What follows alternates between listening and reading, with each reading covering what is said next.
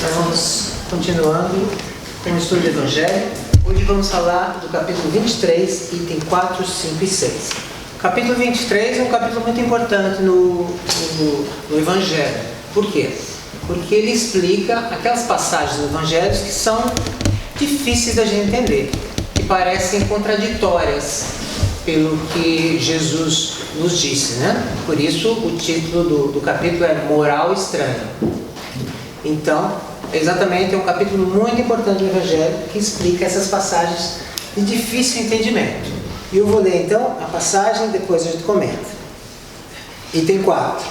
Aquele que houver deixado pelo meu nome a sua casa, os seus irmãos, as suas irmãs, o seu pai, ou a sua mãe, ou a sua mulher, ou seus filhos, ou suas terras, receberá o cêntuplo de tudo isso e terá por herança a vida eterna.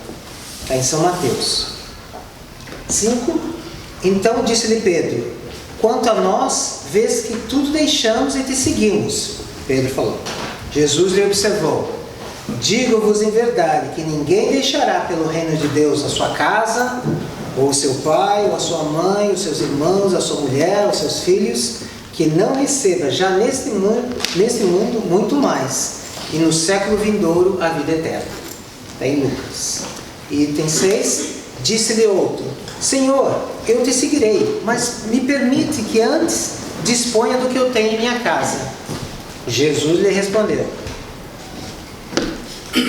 quem quer que, tendo posto a mão na charrua, olhar para trás, não está apto para o reino de Deus. São Lucas.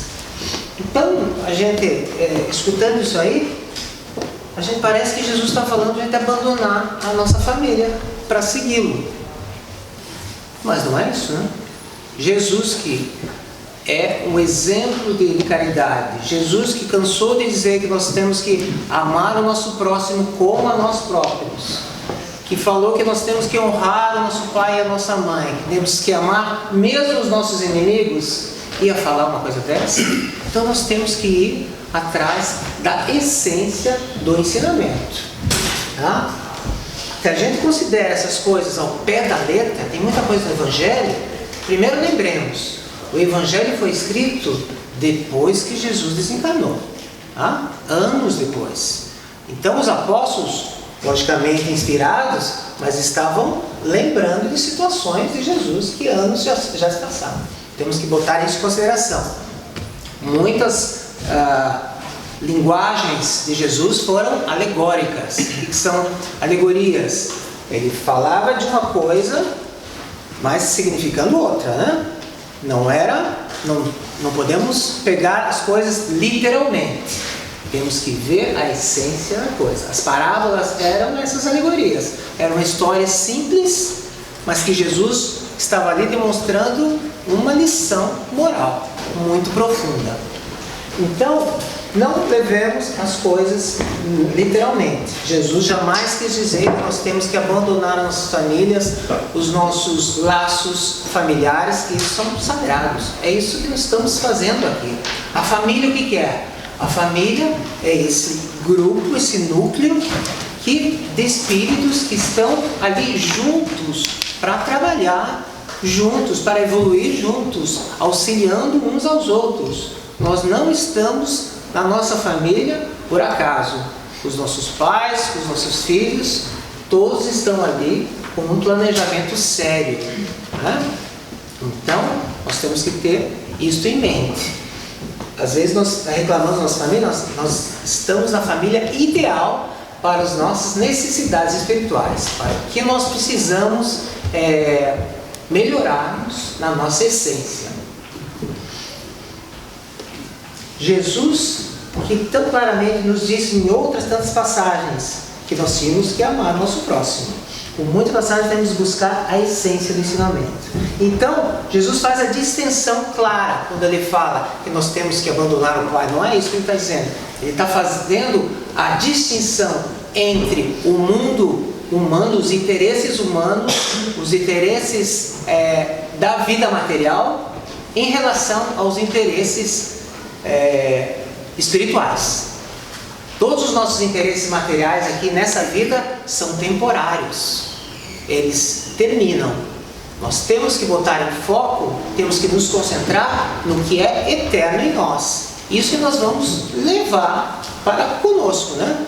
Nós chegamos nesse mundo sem nada, todas as coisas físicas e materiais estão bem empréstimos para nós. Nós vamos levar. Então não vamos nos arraigar nas coisas dessa vida. Dentro da família, nós estamos para amar o nosso próximo. Só que o verbo amar, às vezes, é confundido com possuir. Nós queremos possuir, é o meu marido, é o meu filho, nós queremos apegar, aquele apego. Por isso que nos desencarnes há, até obsessões de encarnados para desencarnar. Que há tanto apego que quando o espírito desencarna, quando a pessoa desencarna, ela fica ali ligada. E não é exatamente isso que Jesus quer nos ensinar. O desapego. Amar os nossos familiares, mas com desapego, com liberdade. Nós não podemos prender aqueles que nos amam. Nós não podemos amar prendendo. O amor liberta. Porque se prendemos, nós não estamos amando. E Jesus nos fala aqui também que os liames, que as verdadeiras laços afetivos, espirituais, não são os do sangue, não são os consanguíneos. Não é necessariamente a família que vai constituir a nossa família espiritual. Se não houver amor, respeito, se não houver essa ligação espiritual, esses liames se quebram com a morte. Não é porque nós estamos ligados a uma pessoa consanguíneos que a gente vai continuar com ela. Se nós não tivermos amor, aí se quebra.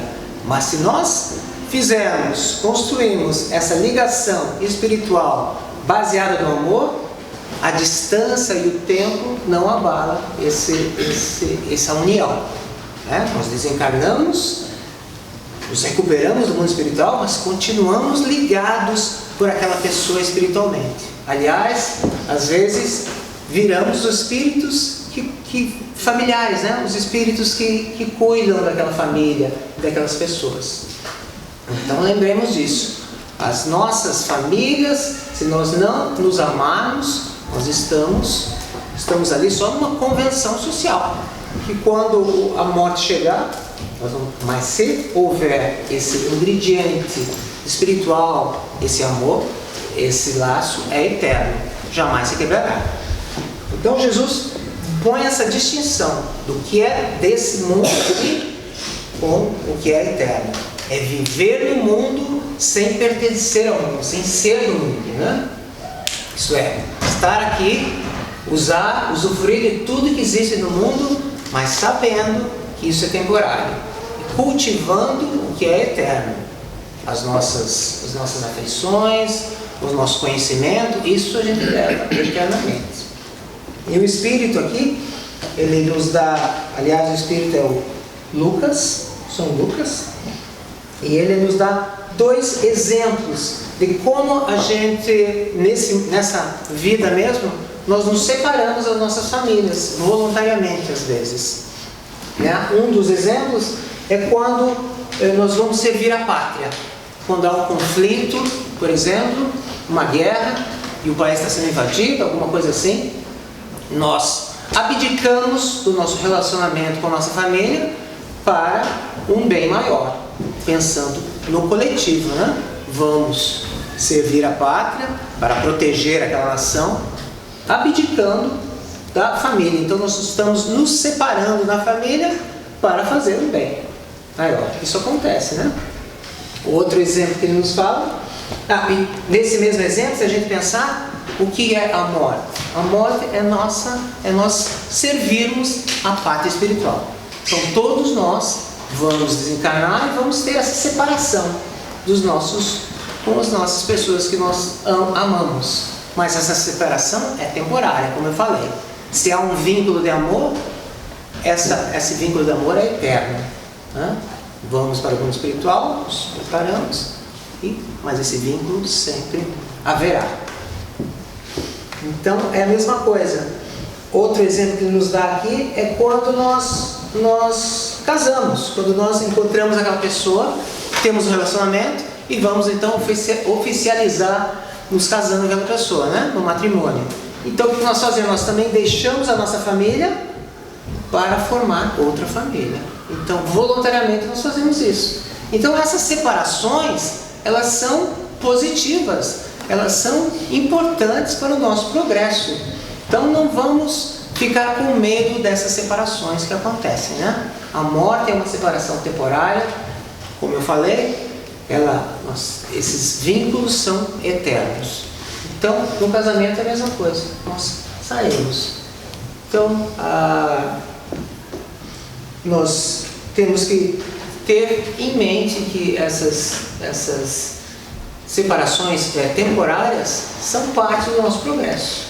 A morte, quando acontece, é porque era o momento certo para nós irmos para uma nova dimensão, né? Uma nova fase da nossa vida. Então vamos aceitando essas separações com mais naturalidade.